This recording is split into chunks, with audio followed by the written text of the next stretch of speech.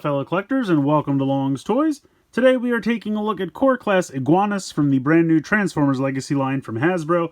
This is the first Core Class that I have received. As you can see, we have the open packaging now with the Core Class as well, no more bubble on card. Really nice artwork here on the top.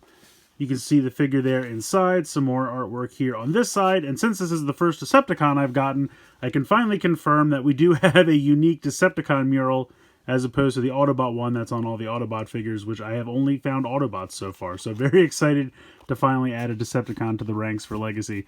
Not too much going on the bottom. If we spin around to the back, we can see the robot mode and the vehicle mode, and then just kind of a bunch of generic warnings and whatnot down here. So pretty cool packaging. I'm going to go ahead and get him out of the box, and we'll take a closer look. So here is Iguanus out of the packaging. He is a pretty great little figure. I really like the look of this guy quite a bit. If you're not familiar with G1 Iguanus, he was a Pretender back in the day, and so the robot mode here is based on the Pretender shell, and it really looks exactly like the original Pretender shell, minus this little bit of kibble here on the back for the motorcycle. The Pretender robot inside the shell had an alt mode that was a motorcycle, so this is kind of an amalgamation of the two, which I think is kind of neat.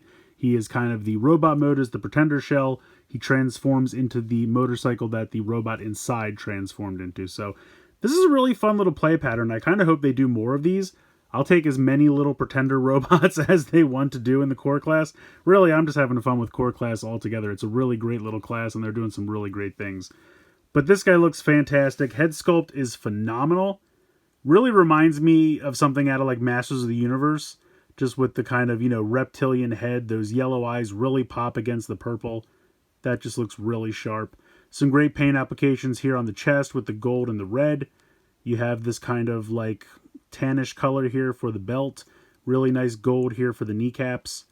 And then the black here for the forearms really looks sharp as well.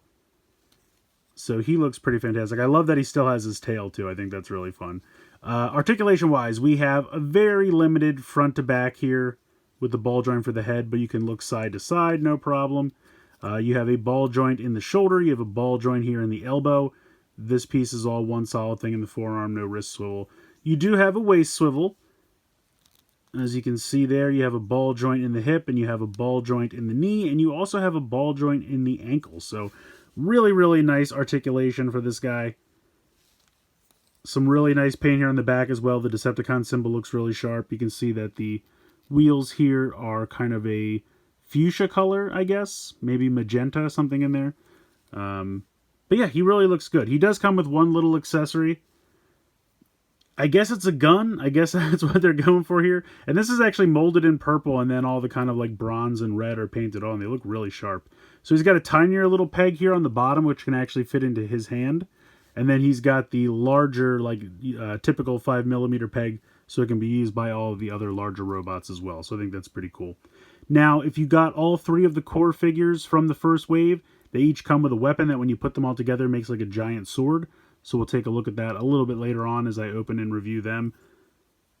But that's why he kind of comes with this atypical blaster. You can actually see straight through. So it's all right on its own. I think it works as a gun, but really it's meant to be like the hilt of a larger sword. So you can kind of see what's going on there. I'm going to go ahead and just pop that off to the side. But yeah, he really looks sharp. I really like him a lot. Just to do a quick little size comparison, here is Starscream from Kingdom. And yeah, they're about the same size. I think they work. So I love this guy. Let's go ahead. Let's get into his transformation. Alright, so first up we're going to take this giant panel here on the back, and we're going to fold this down. Then you can see that there's another hinge right here. That's going to go all the way up. And it will click into place. You kind of have to push it a little bit further than you would think. But you can also see that there's kind of an indentation here, and that's for the horn on his head. So you want to make sure that this goes all the way up, and then it will kind of click into place. And then there are these two tiny little tabs, one right here and one right here. And those are going to peg into these two little spots here on his shoulders. Now, they don't peg in amazingly, but if you kind of push it in and you hold it down, it'll kind of stay in place, but sometimes they pop out. So just be a little wary of that. At this point, you can come here and you can kind of fold down these two wheels for the motorcycle. You can see that they are on these little ball joints, which is kind of cool. This one you kind of just want to get out of the way for now, but this one you want to bring down. You're going to move the arms around on that ball joint, and you can kind of see that there is a little spot here right below the ball joint, and that's going to peg into these tiny little pegs right here. So you kind of want to bring this around, and you want to push this in until that kind of clicks into place. That way you can get it in farther enough, because these two hands are going to go on both sides here of the motorcycle wheel. So we're going to spin this around on the ball joint, and then he's actually got a larger indentation on the bottom of his fist than he does on the top, and that's so that can peg in right here. So we're going to bring this in, and that's going to peg into the side of the wheel just like that. We're going to bring this in. We're going to do the same thing. We're going to rotate this a little bit, 90 degrees. Then we're going to bring this in till it pegs into place, and then we're going to bring this in and straighten everything out, and then push in those two fists like so, and then you can kind of make sure this is all even.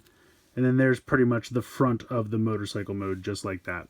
At this point, we are going to spin the waist around 180 degrees, and then we can kind of bring this wheel into place. We are going to spin the legs at the knees 180 degrees. We are going to spin the feet on those ball joints 180 degrees, and then we're going to fold them in like that. So spin this around, fold this in. We're going to bend the knees 90 degrees, and you can see that there's a little tab right there, and that's going to peg in right there. So go ahead and bring that in. That's going to peg in on both. And also there is a large circle peg hole on the bottom of the foot, and that's going to peg in on the sides of the motorcycle wheel for some more stability. So we're going to go ahead and peg that in like so. Bring this in, tab this into the side of the tail, get this lined up. Sometimes if it's not lining up correctly, you just don't have the knee bent enough. There we go. And then we want to flip this and peg this in like so. And there you go. There is our motorcycle mode. It's a little weird, especially with these pieces kind of hanging out here, but I ultimately like it. I think it's pretty fun. If you want, you can bring that gun in and pop this in on the top here. Looks a little ridiculous, but it's still pretty cool. He rolls really well. I wish he had a kickstand. It's really my only complaint. He will kind of balance if you try it. Sometimes he falls over, but you can get him to balance, which is kind of cool.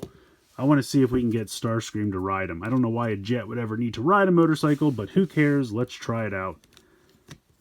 So that kind of works. I feel like that kind of works. The other core class figures, of course, I'm knocking off the null rays. Come on.